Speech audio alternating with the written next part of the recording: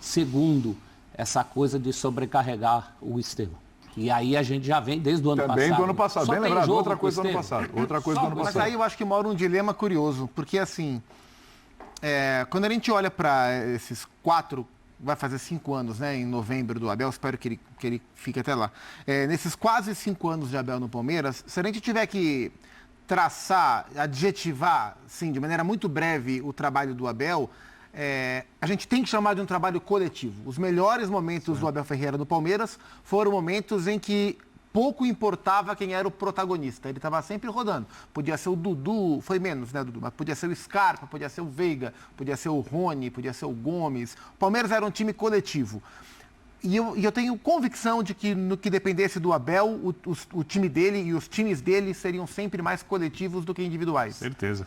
Mas, quando você tem um jogador como o Estevão, como o Neymar, como o Messi, para trazer em potências mais altas, é difícil o seu time ser coletivo. É difícil o seu time não pender sempre para a bola do pai desse cara. Mas no ano passado, por exemplo, o Palmeiras só foi vice-campeão porque o Estevão carregou. Então, a gente falou disso até dizer chega, não é possível que seja só há uma isso. dificuldade Vou propor aqui uma reflexão. de ser coletivo tendo um craque tão destacado no seu time. A bola vai parar no pé dele o tempo inteiro. Mas em 23 tinha um cara que se destacou na reta final Mas do é outro campeonato. tipo de jogador. E que Mas o Hendrick também concentrava atenções. Mas o Hendrick é o fim da história. O jogador como o Estevão é um cara que pede bola o tempo Hendrick inteiro. voltava muito para pegar a bola Mas o Estevão é um jogador mais desequilibrante, assim, de driblar 3 e resolver a jogada. Eu acho meio intuitivo o time ficar penso pro lado de um jogador como ele. E você acha que o técnico não tem nada a ver com isso? isso? Quando o técnico é um técnico tão coletivo quanto o Abel, eu acho que há ali uma dificuldade de encaixe. Porque embora seja sempre melhor ter o Estevão. O craque não pode ser o problema. Não é um problema, mas eu digo, muda a característica da equipe. Esse raciocínio, para mim, só valeria, apesar de eu entender quando os jogadores estão em campo e ali é o intuitivo, se o técnico não fosse maior que o jogador. Até no, por exemplo, vou dar um exemplo assim, vou para o extremo. Barcelona do Guardiola. Não era do Messi, não era do Xavi, não era do Iniesta, porque o técnico era muito grande. Mas a bola estava no pé do Messi o tempo inteiro também, Não, né? perfeito. Eu não tô falando que não era do Messi. O Palmeiras vai procurar o Estevão, né? Vai procurar. O craque tem que procurar. É isso, tem que procurar. A questão é o que você vai fazer para potencializar a qualidade desse jogador. Sim. Então o Guardiola sabia potencializar o Messi.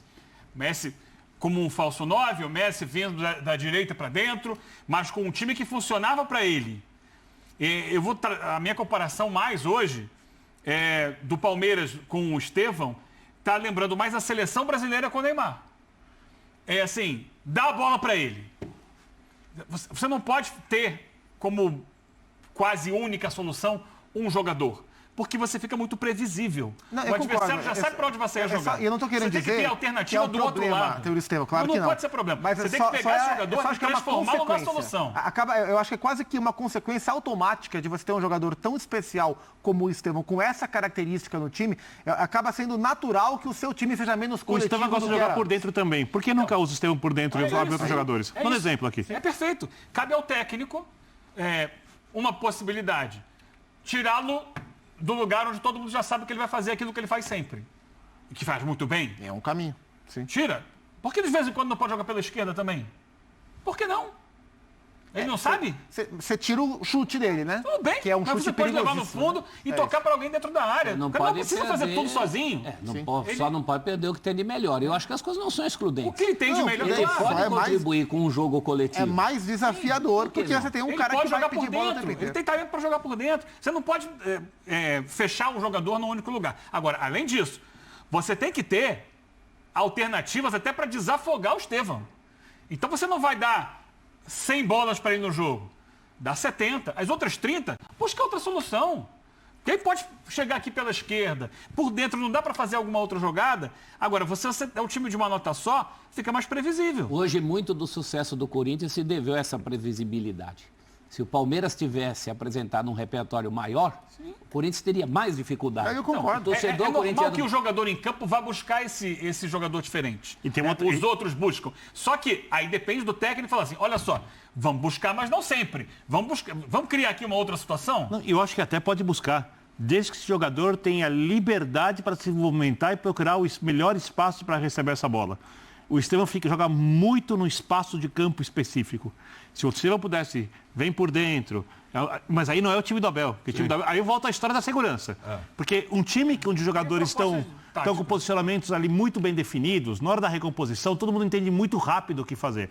Se você tem um time que circula, a chance de o seu time perder a bola, do adversário escapar, porque não teve a recomposição ali, pelo menos com 8 caras atrás da linha da bola rapidamente, a chance aumenta. E é uma escolha do técnico. Eu acho que um cara que nem o Estevão, ele tem que ser muito acionado, eu assino embaixo do que o Zupac disse, só que ele tem que se movimentar mais. E para isso você precisa ter uma ideia de jogo que facilite. Sim, mas ele não pode ser o único acionado. Uma outra coisa, o Palmeiras perdeu no meio do campeonato aquele que era até então seu melhor jogador, que faz muita falta, o Maurício. Que era, sim, um jogador que estava jogando com o Estevão e estava aparecendo mais do que ele. Que era a opção. Fazendo mais gols do que ele e até numa posição mas diferente. Time pequeno no começo do campeonato. Tudo bem, mas o Estevão estava lá. O Estevão estava lá. Perfeito. E aí ele estava conseguindo ser um jogador que dava mais profundidade, jogando como falso 9, mas pisava na área, finalizando muito bem, inteligência na movimentação. Ele não é tão habilidoso quanto o Estevão, não é. Só que você não precisa ter todos os jogadores que saibam driblar o tempo inteiro. Se você tiver um jogador inteligente, que saiba entender o espaço que ele vai atacar, que saiba finalizar, porque, mais uma vez, era natural, por isso que eu falei aqui de 22 finalizações, antes da gente ouvir o Abel, natural que terminaria o discurso dele em falta de eficácia. Finalizamos 22 vezes. Agora. Mas é uma verdade também. É uma verdade, mas em que condições se finalizou 22 vezes? Se você pegar, as estatísticas são 2 grandes chances. Sim, é isso. Em 22. Porque você finaliza, só que você finaliza com alguém do teu lado te empurrando, com 50 pernas na sua frente, de longe. Então, você vai finalizar 22 vezes As porque você tá com a circunstâncias bola. também, né, Eugênio? Porque se a gente pegar o jogo contra o São Paulo, foram menos finalizações, mas no jogo contra o São Paulo, o número de finalizações cresce no momento em que o São Paulo se abre um pouco mais e tal. Segundo tempo, o Palmeiras tem algumas outras oportunidades. E hoje, o primeiro tempo do Palmeiras não foi um bom primeiro tempo, né? Foi um começo bom, depois... Primeiros 15 minutos. Né? Aliás, que concordaram, os treinadores falaram a mesma coisa nesse sentido, viram o mesmo jogo, felizmente. E aí, no segundo tempo, o Palmeiras com a desvantagem, inclusive, aí o Palmeiras vai para cima, é bola aérea e tal, etc. Tem muito disso também. Tem um dado, né? Fecha aí pra gente fazer um break. Foi ano passado, eu li um livro sobre a estatística que aborda as probabilidades de gol a cada finalização, né? A expected goals. E ali, em meio às explicações, eles trazem um dado muito interessante, um livro em inglês. O time que está jogando na defesa a maior parte do tempo, ele vai sofrer mais finalizações, só que essas finalizações têm normalmente menor probabilidade de gol. Quando ele vai ao ataque, a finalização dele é sempre mais perigosa do que do outro time, porque ele não está posicionado para se defender. Então, essa é uma situação do futebol. Não é a primeira vez que acontece.